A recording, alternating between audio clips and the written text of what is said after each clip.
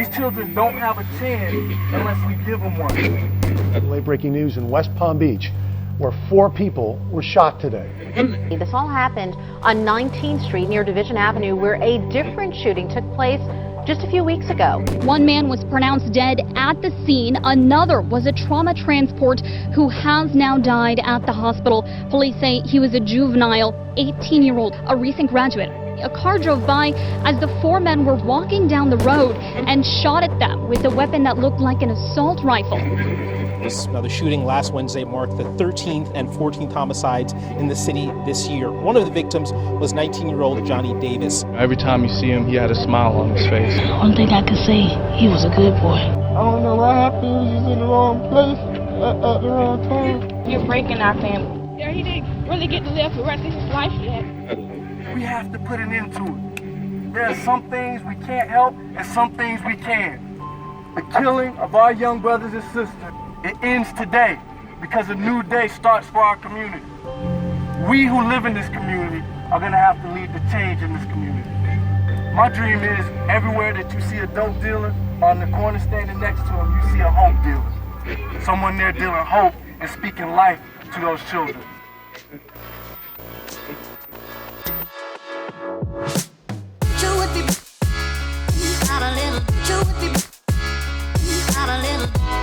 My name is Ricky Aiken, and I'm the founder and executive director of Inner City Innovators.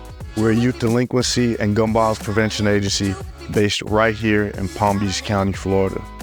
I know when people hear West Palm Beach, they think of the wealth, they think of the privilege, they think of its proximity to Palm Beach, where former President Donald Trump lived.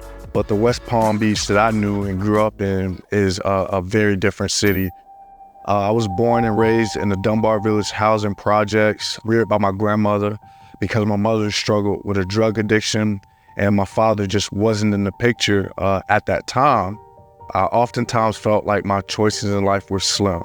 Either end up on drugs, like my mother and her siblings, or end up selling it like my older brothers. And when I was growing up, when I turn on the TV, I see entertainers, especially rappers. The popular message that I was getting is that the way to success was through drug selling and distribution. Both of my older brothers went that route. So I felt like from a very young age that I was gonna follow in the footsteps of my older brothers. It was just what you do when you're old enough to drop out of school. I've been shot at more than 5 times for different things that me and my friends would involve ourselves in.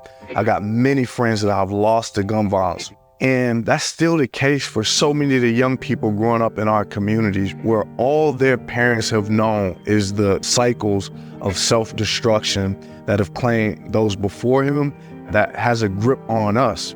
And it's hard to teach your kids otherwise if you've never been exposed to anything but that.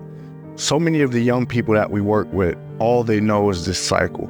All they know is this system. Homicides by gun violence is the leading cause of death for all youth, but African-American youth for decades now. When we started this work, it was never really my goal to become a nonprofit. We're literally a group of young men that would go to these community forums and these meetings and share our perspective on why the gun violence in our communities was happening and what we can do to impact it.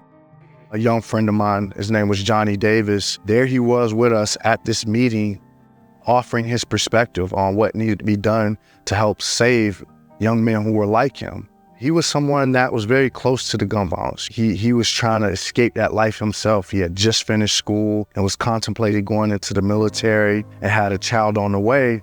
It was probably 2 weeks later that Johnny was walking home from the store with a group of his friends and he was gunned down in broad daylight. What we want? Peace. Rest in peace. Johnny. And that was the straw that showed us that what we were doing had to go past advocacy. It had to go past talking about what city leaders needed to do and shift to what we needed to do to ensure that our community was going to be safe for young men growing up in it.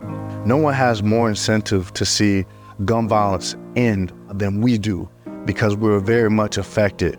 It's our conviction that real change happens when the people who need it lead it. experiences as a child growing up equipped me because I've already gone through the struggle that they've gone through. I wish I would have had a me when I was their age, when young ladies can go through their life and not have to learn the mistakes of those who came before them, and they can learn through mentorship and through demonstration. I couldn't do the work if I didn't do it myself first. It starts with change within, because you can't change anybody if you're not that changed person. I never forget that I was the person selling dope. I was a person insecure and finding that fighting made me feel safe. And then words of affirmation from older men that I thought were big homies. I just wanted to be on the team. I remember that hunger. I never forget where I started. I see where I can go and I see where they can go. I was the youth that we mentor. I know how big of an impact that my mentor made on me, and I always wanted to be there for somebody else. This is an opportunity, a space to where you can really work out what it is you get to work out. We empower our youth because we're taking that walk with them. We are showing them, I'm no different than you. I just made a decision to go right when I could have went left. We're all well acquainted with this struggle. Our job as hope dealers is to reorient the young people that we work with to their community. We help them process what they're going through in a way that's not self-destructive. Whatever Norman, Mavis, myself, David, Shakoy, whatever we mean to our community, we want to let these young people know that they have the same capabilities within themselves. For me, I have mentors that came into my life and believed in me before I believed in myself. Friends outside of my family and outside of my home that opened the world up for me. And I saw the transformative impact that it had on me, that life was so much bigger than what I was seeing in my community. We focus on 3 programs that I feel like really help us to get our impact. First and foremost of those programs is our Hope Dealer Mentoring Program, where we focus on leadership development, community service, and social emotional learning. The next program is our anti-violence workshops. We go into schools, community centers, churches, any entity that's working with young people that live in communities of concentrated violence. We want to go in and we want to help them help their youth stay safe as they navigate their communities. And lastly is our community engagement activities. Summer times are the deadliest time of year. Young people are out of school. The access to firearms is through the roof. So we do peace marches to awaken the sensibilities of our residents, to help them become vigilant. We do candlelight vigils to help loved ones who lost family members to gun violence. And then every week, our team is hitting the streets to engage community members to let them know the hope dealers are here. You know, we're not sitting passively by as our young men continue on a trajectory of self-destruction. We're engaged, we're there to recruit them. And it's even more important that they join this fight because of their proximity to the impact of gun violence. When we first started this work, there was no pay, right? It was all on a volunteer basis, and we ran ourselves into the ground. If people are gonna do this work, they shouldn't have to run themselves into the ground. They should be able to provide for their families.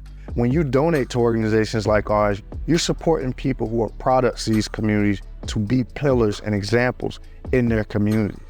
Now we're in a place where all of our team members are full-time because of the dedication required to do this work. We wouldn't have been able to do that without some of our great funders, our wonderful board members, and many of the local partnerships. It's because of these partnerships that we get to continue to build our capacity, and I'll forever be grateful. Everything we do is to create a blueprint that we can give to other people so that they can rise up and do the same thing that we're doing here in Palm Beach County and their neighborhoods, wherever they are. So all support we receive will be to that end, to inspire real change, because real change can only happen when the people who need it lead it.